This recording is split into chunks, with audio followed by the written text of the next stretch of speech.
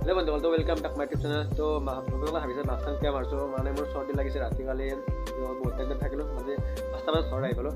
তো মাঘৰ বিহুৰ সকলোকে আন্তৰিক শুভেচ্ছা জ্ঞাপন কৰিলোঁ। আৰু মোৰ ব্লগটো বেছি মানে ইমান লাম্বা নহয়, কাৰণ মই চবটো ৰাতিপুৱা লৈছোঁ, ৰাতি লোৱা পাহৰি গ'লোঁ। মই জানেতো চেঙা চলি জোচ মানে কালি পুৰা জোচ থাকি না ব্লগ বনাব পাহৰি গ'ল। তো 4 আগলৈকে তো ব্লগটো আৰম্ভ কৰোঁ। যাওক যাওঁ